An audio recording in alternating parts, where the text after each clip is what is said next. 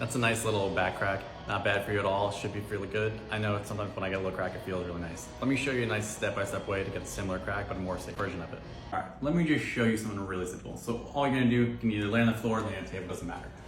Lay down, bend one leg, put the arm, same leg on the inside, grip in the back, and you're lightly just gonna pull like that, and you'll feel a nice little stretch and get a little crack at the. Let me show you again real quick.